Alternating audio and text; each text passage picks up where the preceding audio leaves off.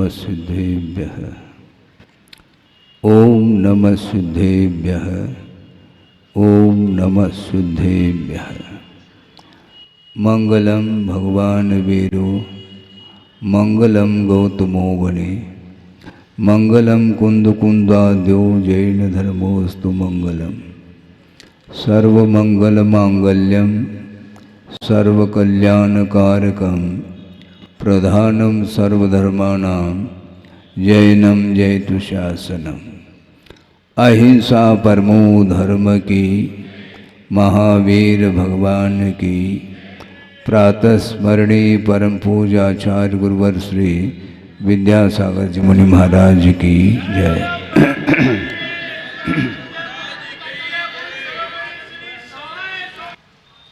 आप लोग शायद प्रतिदिन नमोकार मंत्र का जाप करते होंगे, जिस मंत्र में पंच परमेष्टि की आराधना की जा रही है और उसमें अरहंत सिद्ध आचार्य उपाध्याय और साधु इनका स्मरण किया जा रहा है। किंतु सिद्ध परमेष्टि का जो स्थान है उस नमोकार मंत्र में प्रथम स्थान नहीं मिला है, द्वितीय स्थान मिला है। जबकि शुद्ध परमेष्टि पांचों परमेष्टियों में सर्वश्रेष्ठ परमेष्टि माने जाते हैं, फिर भी इस प्रकार व्यवस्था क्यों दी गई है? इसमें यही एकमात्र कारण समझ में आता है आगम के अनुरूप कि शुद्ध परमेष्टि की आराधना हम और आप करते हैं, किंतु इस चर्म चक्षु के माध्यम से उनका दर्शन कर पाना संभव नहीं, क्योंकि स्वभाव के रूप में जिसका परिणमन होता है वह दृष्टिगत नहीं हो सकता है। किसी भी इंद्रिय के माध्यम से शुद्ध परमेष्टि को हम ग्रहण नहीं कर पाते, चर्म चक्षु के द्वारा संभव ही नहीं। शुद्ध परमेष्टि का आप अभिषेक कर सकते हैं, शुद्ध परमेष्टि की पूजा तो कर सकते हैं, शुद्ध चक्र विधान भी किया जा सकता है, किंतु अभिषेक और प्रक्षालन ये संभव है क्या? नहीं है। फिर भी आराधना की जा रही है और शुद्ध परमेष्टि का जो अस्तित्व है उसको बताने वाले अरहंत परमेष्टि है। शुद्ध परमेष्टि निराकार हो चुके हैं, वे निकल परमात्मा माने जाते हैं। कल अर्थात शरीर होता है और वो शरीरातीत अवस्था को प्राप्त किए। द्रव्य कर्म, भाव कर्म और नो कर्म अर्थात शरीर, इन तीनों प्रकार के कर्मों से वे अपने आप को ऊपर उठा चुके हैं। इसलिए उनका ध्यान या उनकी उपासना हम आस्था के बल पर करते हैं। उनका अस्तित्व क्या होता है, उनका क्या स्वरूप है, उनका क्या स्वभाव है, इसका सारा परिज्ञान अरहंत परमेष्टि के द्वारा होता है। इसलिए नमोकार मंत्र में उनका स्थान प्रथम रखा है। और वैसे देखा जाए इस कलिकाल में, पंचम काल में, केवल आचार्य उपाध्याय और साधु परमेष्टि का ही दर्शन संभव है। अरहंत परमेष्टि भी हम साक्षात उनका दर्शन नहीं कर पाते, किंतु स्थापना निक्षेप के अपेक्षा से कृत्रिम जो जनालय हैं उनमें जिनबिंब को स्थापित करके उनकी उपासना हम और आप करते हैं।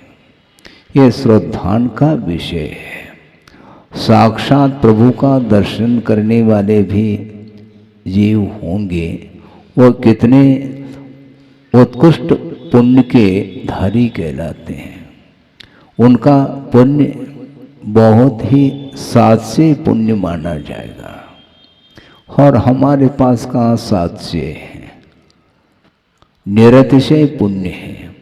लेकिन सात्स्य पुण्य और निरतिशय पुण्य, इसकी मैं चर्चा ज़्यादा नहीं करना चाहता।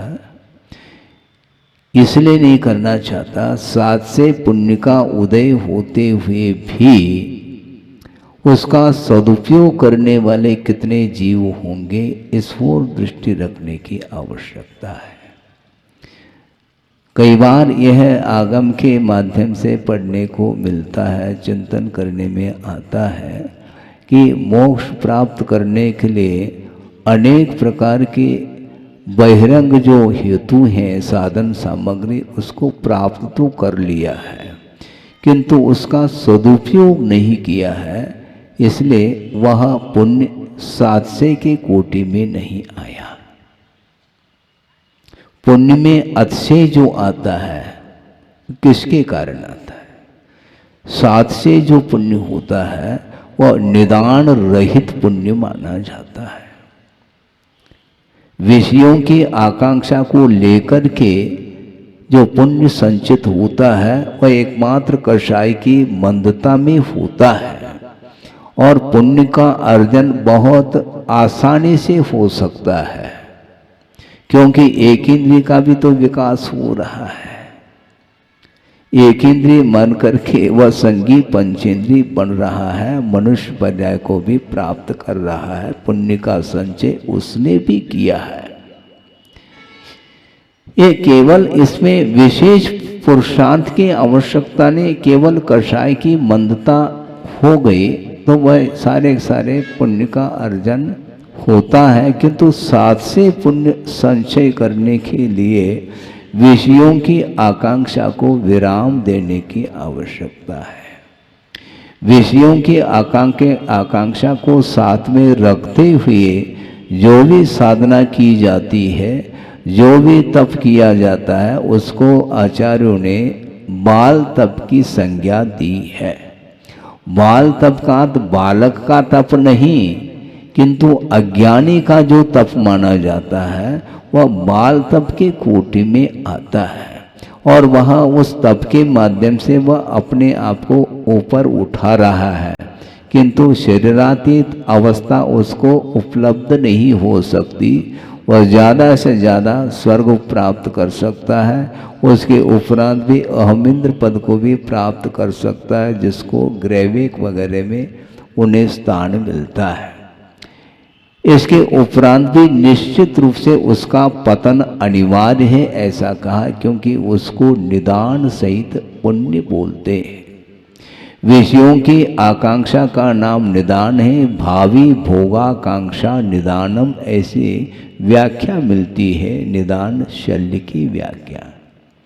इसलिए हमें प्रभु की आराधना करनी है, तो इस प्रकार विषयों की आकांक्षा को साथ में रख कर के नहीं करना, किंतु भगवान आपकी आराधना मैं कर्म क्षय के लिए करूं, इस पवित्र भावना को लेकर के जो भी अनुष्ठान किया जाता है, उसके माध्यम से ही सात्स्य पुण्य का संचय होता है।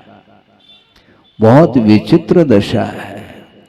अनंत काल व्यतीत हुआ है, पुनरावृत्ति हो रही है। किसकी पुनरावृत्ति? पंच कल्याणी की पुनरावृत्ति हो जाए तो निरंतर होती रहे, हम दोनों हाथ से आशीर्वाद दे सकते हैं, किंतु विषयों की पुनरावृत्ति को रोकने के लिए ही ये अनुष्ठान होना चाहिए, तभी वह धार्मिक अनुष्ठान माना जाता है। क्रियाएं करना उसका निषेध नहीं, किंतु उसका जो उद्देश्य है वह पवित्रतम होना चाहिए। वही उत्तम त्याग की कोटि में आता है। त्याग का अर्थ छोड़ना होता है, लेकिन उत्तम क्यों कहा? उत्तम त्याग का अर्थ वहां पर कोई भी ग्रहण करने का भाव नहीं है, और जहां पर ग्रहण करने के उद्देश्य से कुछ वह छोड़ रहा है तो वह व्यवसाय के अंतर्गत आता है। दान स्वरूप आपने राशि घोषित की, इसमें ग्रहण का भाव नहीं, किंतु किसी को कर्ज दे दिया तो दे दिया ना आपने 1 लाख रुपए अथवा 1 करोड़ रुपए उसको कर्ज के रूप में दिया है, ब्याज सहित ग्रहण करना है, इसको बोलते हैं त्याग, किंतु उत्तम त्याग नहीं है, ग्रहण भाव है। एक ने वित्त को लगाया है, दिया नहीं, लगाने का अर्थ वापस लेना है, रिटर्न है। लॉटरी टिकट खरीदते हैं, 100 रुपए लगाया, लाख मिल जाए इस आशा को लेकर के उसने लगाया है, इसलिए वह त्याग नहीं माना जाता, उत्तम त्याग उसको बोलते नहीं। उसी प्रकार प्रभु की आराधना करते हुए अतीत अनंत काल व्यतीत हुआ है, मुझे ऐसा लगता कि व्यवसाय के साथ हम करते आए हैं, अन्यथा इस धरती पर हम क्यों दिखाई पड़ रहे हैं? कल भी हमने बात कही थी, प्रभु के सामने हाथ जोड़ना तो सबको आता है, किंतु मन जुड़ जाए तो वह भीतरी साधना मानी जाती है, नहीं है तो फिर वह तो केवल ड्रामा के अंतर्गत आ सकता है, और ड्रामा ही किया है। आप तनाव में ना आए, क्योंकि मैं भी उसमें शामिल हूं, अन्यथा इस संसार में मेरा यहाँ पर अस्तित्व क्यों है? संसार से ऊपर उठ जाता मैं भी।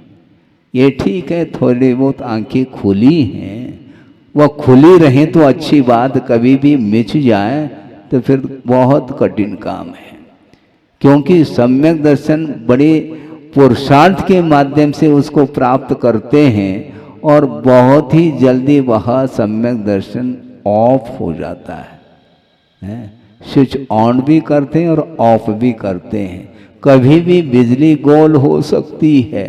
उसी प्रकार वर्तमान का जो भी सम्यक दर्शन है, जो आस्था के भाव हैं, श्रद्धा के भाव, वो बहुत जल्दी अन्यान्य वस्तुओं से प्रभावित होते हैं। इसलिए आपका उपयोग, आपका मन किसी भी वस्तु से प्रभावित ना हो।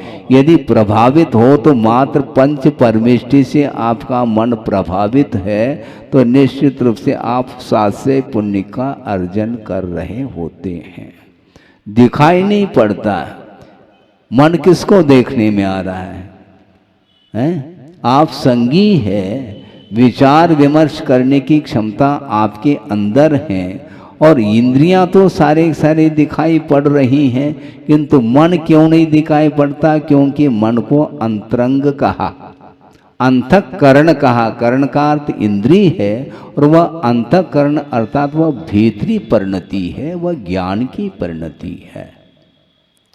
और विचार विमर्श करने की क्षमता जिसके अंदर है, उसी को भाव मन की संज्ञा दी है। उस मन का हमें सदुपयोग करना है। विचार विमर्श करने की उसके अंदर क्षमता तो है, किंतु अच्छे विचार आ जाएं तब वह उस मन की सार्थकता सिद्ध होती है। मन के माध्यम से ही पतन हो रहा है, और मन के माध्यम से ही उत्थान उसका होता है। इसलिए जो ग्रहण करने योग्य अथवा प्राप्तव्य जो शुद्ध परमात्म तत्व है, उसको प्राप्त करने के उद्देश्य को लेकर के जो कुछ भी तप करता है, साधना करता है, उसके माध्यम से भी पुण्य का संचय होता है, वह सात्विक पुण्य के अंतर्गत आता है। इसलिए ये आकर्षण छूटना चाहिए। जड़ वस्तु के प्रति आकर्षण क्यों है? क्योंकि चेतन तो दिखाई देता नहीं पदार्थ, वो भी पदार्थ देखने में आ रहा है महाराज, वो चेतन होकर के भी उसका परिणमन वैभाविक है, अशुद्ध रूप से वह परिणमन कर रहा है। और यहाँ तक कि मैं ये कहना चाहूँगा, अनंत परमेष्टि रूप जो पर्याय है जीव की पर्याय, वह भी एकांत से शुद्ध नहीं है।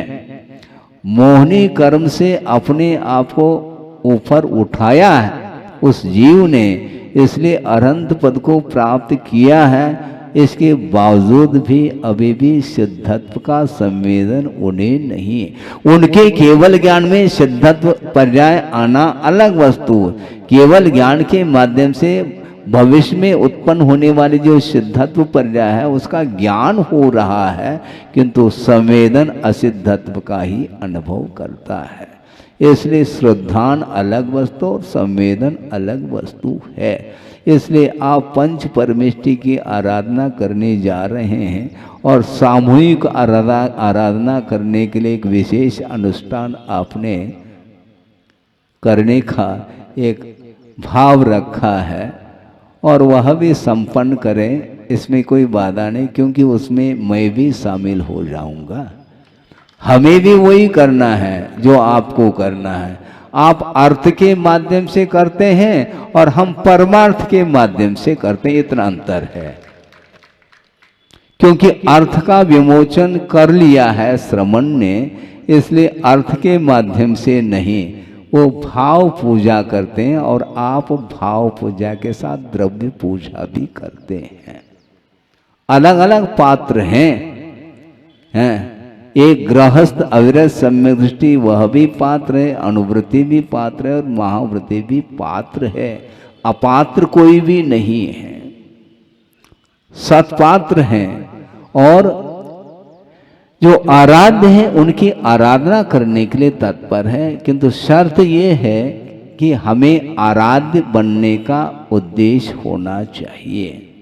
जो आराध्य बनने के लिए आराधना करता है तो उसका उद्देश्य पवित्र माना जाता है, किंतु भौतिक वस्तुओं की सामग्री को प्राप्त करने के उद्देश्य से यदि वह करता है तो उसको जो उद्देश्य है वही मिलेगा। हाँ, जो उद्देश्य है वही मिलेगा। आप जहाँ जाएंगे जो उद्देश्य है वहीं पर जाते हैं आप। मान लो आपको कपड़ा खरीदना है तो लोहे की दुकान में क्या मिलेगा? है नापने का मीटर तो मिल सकता है क्योंकि वो लोहे का है, लेकिन कपड़ा नहीं मिलेगा वहां पर। कहाँ मिलेगा? नहीं मिलेगा वहां पर। इसलिए जो वस्तु जहां पर मिलती है वहां पर आप चले जाते हैं। बहुत होशियार हैं आप हैं। तो उसी प्रकार आचार्य ये कहना चाह रहे हैं, आप अनुष्ठान करने जा रहे हैं, इसका उद्देश्य आपका क्या है, क्या प्राप्त करना चाहते हैं, इसको हमें समझना है। 10-15 मिनट के अंदर थोड़ा सा और विषय रख करके इसको पूर्ण किया जाएगा, क्योंकि आधा घंटा दिया है तो आधा घंटा हम दे रहे हैं, क्योंकि आपने दिया है तो आपका समय आपको दिया जा रहा है। एक श्लोक के माध्यम से इस विषय को थोड़ा सा हम समझ लें। शुभम शरीरम दिव्यांश विषयान अभिवांछति। पूजपा स्वामी ने इस कारिका को दिया है, शायद इष्टोपदेश में अथवा समाधि, दो ही तो हैं उनके अध्यात्म ग्रंथ। कभी कभी भूल हो जाती है। दोनों इष्ट हैं हमारे लिए, क्योंकि इष्ट का उपदेश होता है ग्रंथ कोई भी हो। तो उन्होंने ये कहा कि शुभम शरीरम दिव्यांश विषयान अभिवांछति। दिव्य जो शरीर है, शुभ सुंदर शरीर है, और दिव्य जो भोग्य सामग्री विषय सामग्री है उसको चाहता है अभिवांछति। कौन चाहता है? उत्पन्न आत्ममतिर देहे, जिसकी बुद्धि, आत्मा की बुद्धि किसमें हो रही? शरीर में। उत्पन्न आत्ममतिर देहे, शरीर में जिसकी आत्मबुद्धि हुई है वही सुंदर सुंदर शरीर और दिव्य विषयों को चाहता है, दूसरा नहीं चाहता है। तत्वज्ञानी ततः श्रुतिम अभिवांछति। जो तत्वज्ञानी होता है वह कभी भी इस प्रकार के भौतिक सामग्री की इच्छा उसके अंदर नहीं हो सकती है। सोचो, विचार करो, क्योंकि चाहने से पतन होता है। सुनो, चाहने से पतन होता है, नहीं चाहते हैं तो सामग्री मिलती चली जाएगी। आप सुंदर शरीर की वांछा रखेंगे तो शरीर कुरूप मिलेगा। भले ही निदान के अनुरूप थोड़ा बहुत मिल जाए, ये बात अलग है, फिर बाद में तो प्रकारांतर से या परंपरा से उसका पतन तो निश्चित है, क्योंकि आकांक्षा उसकी रही है। इसलिए तत्वज्ञानी ततः श्रुतिम अभिवांछति, अभिवांछति एक क्रियापद दोनों के साथ लगाया जाता है।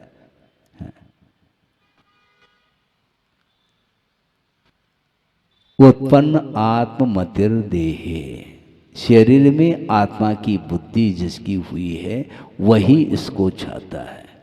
आप प्रतिदिन देव दर्शन तो बाद में करते हैं, अपने मुख का दर्शन पहले करते हैं। काय में करते हैं? आईने में। आईना का क्या मायना है? उसके माध्यम से वह अपने मुख को देखने के लिए वह एकमात्र साधन है। आप अपने मुख को देखने के लिए भी आलम्बन लेने की आवश्यकता है। इसका अर्थ आप इतने पराधीन हैं, अपना मुख का दर्शन तक नहीं कर पाओगे आप। उसके लिए भी दर्पण की बड़ी आवश्यकता है, जबकि केवल ज्ञान रूपी दर्पण में विश्व अवतरित हो रहा है। उनको दर्पण की आवश्यकता नहीं, उनका ज्ञान ही दर्पण का काम कर रहा है। अपने मुख का दर्शन पहले करते हैं, फिर बाद में प्रभु को भी अपने मुख को दिखाने के लिए चले जाते हैं। हमारा मुख देखो भगवान है, प्रभु का दर्शन करो, अपने मुख का दर्शन क्यों करते हो? ये आकर्षण का केंद्र बना है। प्रभु से भी ज्यादा आकर्षण इसमें है। ये क्यों ऐसा? अनादिकालीन ये मोहजन्य संस्कार है, आपको परेशानी में डाल रहा है। आप कितने भी प्रयास करो, किंतु इन क्रियाओं से ऊपर उठने के लिए शरीर के प्रति यदि ममत्व भाव बना रहेगा तो ये इसी प्रकार करता चला जाता है। किंतु जो तत्वज्ञानी होता है उसके लिए सारा सारा संसार नीरस प्रतीति में आता है, और संसारी प्राणी को रस आ रहा है। उसमें रस आता है। ये रस क्या है? ये गुण है क्या पर्याय है? गुण नहीं, ये पर्याय है। ये क्योंकि गुण मूर्त नहीं हो सकते, पर्याय मूर्त हुआ करती। क्योंकि जो इंद्रिय गम्य है वह मूर्त है, जो इंद्रिय गम्य नहीं है वह अमूर्त है। ऐसा का गुण अमूर्त होते हैं। स्पर्श रस गंध और वर्ण ये अमूर्त हैं, इसकी पर्याय ही इंद्रिय के विषय बन रहे हैं। स्पर्श रस गंध वर्ण शब्दा तदर्था, ये इंद्रियों के ये विषय हैं। आप रस को चख नहीं सकोगे, ध्यान रखो। व्यवहार में कहने में आ रहा है मैं रस चख रहा हूँ, रस नहीं चख सकते। रस की जो परिणति है, खट्टा मीठा कड़वा कसायला चरपरा, ये सारे सारे पर्याय हैं। और पज्जय मूढ़ा पर समया, पर्याय में जो मूढ़ हो जाता है वही व्यक्ति इसमें स्वाद लेता है। पंचेंद्रिय के विषयों की ओर जिसकी दृष्टि है उसकी दृष्टि प्रभु की ओर नहीं हो सकती है उस समय। हाँ, जिस समय इंद्रिय के विषयों की ओर आपकी दृष्टि है उस समय प्रभु की ओर दृष्टि नहीं हो सकती। सम्यक दर्शन बरकरार बना रह सकता, ये अलग विषय है। इसी का नाम क्षोभम है। उपयोग में नहीं आ रहा वह सम्यक दर्शन आपका, क्योंकि उपयोग आपका विषयों में लीन है। इसलिए उपयोग एक समय पर एक ही वस्तु में वह जा सकता है। अनेक वस्तुओं में एक साथ उपयोग नहीं जा सकता। इसलिए भोजन करने के लिए बैठ जाते हैं थाली पर नहीं बैठते हैं, बोलने में आता है। भोजन करने के लिए थाली पर बैठा, थाली पर बैठता है क्या? वो पाठे के ऊपर बैठता, काय के ऊपर बैठता बताओ। लेकिन इतना व्यवहार लचीला है कि वह जनपद सत्य होता चला जा रहा है। वह थाली पर बैठा है, थाली पर नहीं, थाली में परोसा जा रहा है और उसको वह ग्रहण कर रहा है। तो उस समय उसका उपयोग राग में है। वीत रागता में जो उपयोग जाएगा, जिस समय प्रभु की अर्चना करते हैं आप अष्ट मंगल द्रव्य के माध्यम से, उस समय आपका उपयोग प्रभु के चरणों में है, उनकी अर्चना करने में आपका उपयोग लगा हुआ है। और जो ही पूजन अर्चन समाप्त हो गया, फिर भोजन की बात याद आती है। यदि उस समय भी यदि भोजन याद आने लग जाए तो ओम शांति कुछ है, कुछ मिलने वाला ही नहीं है। इसलिए ये आकर्षण का जो केंद्र, ये इंद्रिय के विषय माने हैं। गुण की ओर दृष्टि, द्रव्य की ओर दृष्टि जब जाएगी, उस समय आकर्षण समाप्त हो जाएगा। हाँ, बहुत अच्छा प्रसंग है, लेकिन 5 ही मिनट मिला है।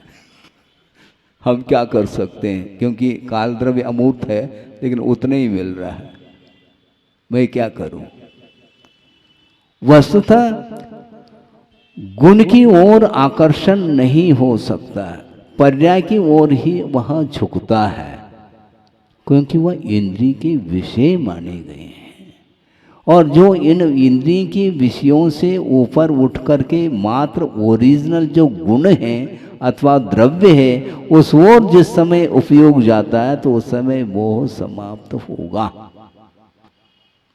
अच्छा प्रसंग है। एक परिवार बहुत दिन से उनके मन में भावना थी कि गुरुदेव का दर्शन करना है। वह पहली बार जा रहा है। कहाँ पर? कुंडल पर पहुंचा है। गर्मी के दिन है। ये प्रसंग हमने कई बार रखा, फिर भी कह रहा हूँ। और गुरुदेव उन दिनों में ग्रीष्म काल में कुंडलपुर में उनका प्रवास रहा, और प्रतिदिन बड़े बाबा के पास जाकर के वहीं पर वो विश्राम करते हैं और सामायिक आदि क्रिया भी वहीं करते हैं। और सामायिक बैठे हैं, और उस समय एक परिवार आया और बड़े बाबा का दर्शन करके जहाँ पर गुरुदेव विराजमान थे वहाँ पर पहुँच गया और दर्शन करके बैठ गया। और ये इस प्रतीक्षा में है कि आचार्य महाराज सामायिक से निवृत्त हो जाए, मैं थोड़ी सी वैयावृत्ति कर लूँ। और कुछ समय पश्चात सामायिक से निवृत्त हो गए और बैठे हैं चिंतन करते हुए। और ये पहुंच गए, दर्शन किया और कहा कि महाराज बहुत बड़ा पुण्य का योग है कि आज आपके दर्शन हुए हैं। पुरुषार्थ कई बार किया किंतु संयोग नहीं बना, आज संयोग बना है, आपका दर्शन कर रहा हूँ। इसमें तो मैं अपने आप को धन्य मान रहा हूँ, किंतु एक और मन में विकल्प है, थोड़े बहुत आपकी वैयावृत्ति कर लूँ। तो गुरुदेव ने सहज भाव से मौन से ही इनकार कर दिया। तो महाराज हम तो बहुत दूर से आए हैं, भावना तो हमारी है और आपकी कृपा होनी चाहिए। ऐसे 2-1 बार आग्रह करने से गुरुदेव ने मौन रूप से स्वीकृति दे दी वैयावृत्ति के लिए। अब धीरे से वह अपने जेब में हाथ डाल करके शीशी निकालता है, सुगंधित तेल है उसमें, और वह जो ही शीशी बाहर निकाला तो गुरुदेव ने फिर मना कर दिया। महाराज अब हमारी भावना को आप समझते हैं, इसके माध्यम से मुझे पुण्य का संचय करने दो। आपको पुण्य से कोई प्रयोजन तो है ही नहीं, क्योंकि पाप और पुण्य दोनों से आप ऊपर उठ चुके हैं। तो हमें तो कम से कम पाप का क्षय करने दो और पुण्य का संचय करने दो। तो इस प्रकार 2-4 बार आग्रह करने से उन्होंने सोचा है करने दो इसको जो करना है, क्योंकि उसके पुण्य के संचय को क्यों रोकें। हमें कोई प्रयोजन तो है ही नहीं पुण्य से। उन्होंने स्वीकृति दे दी और उन्होंने तेल लगाया। उस समय उन्होंने चिंतन किया और पंक्ति बनाई और उन्होंने सुनाया था। वह आपके सामने रखने योग्य वह पंक्ति है कि बुद्धि को संबोधित कर रहे हैं। क्या? मति मति, ये संबोधन है। हे मति, इसका अर्थ मति मति मम नासिका, मति मति मम नासिका, ध्रुव गुण की उपासिका, न सुगंध दुर्गंध से प्रभावित है गंध से। सुगंध और दुर्गंध ये गुण नहीं, ये गुण की पर्याय हैं और उससे ही संसारी प्राणी आकर्षित होता है। हमें उससे कोई प्रयोजन नहीं। हमारी नासिका तो गंध से प्रभावित है, सुगंध और दुर्गंध से प्रभावित हो नहीं सकती। आप पूरी शीशी भी कुड़ेल दो, हमें कोई फर्क नहीं पड़ने वाला। ये भाव था उनका। उसको सुन करके हमने सोचा, देखो गुरु की साधना तो देखो।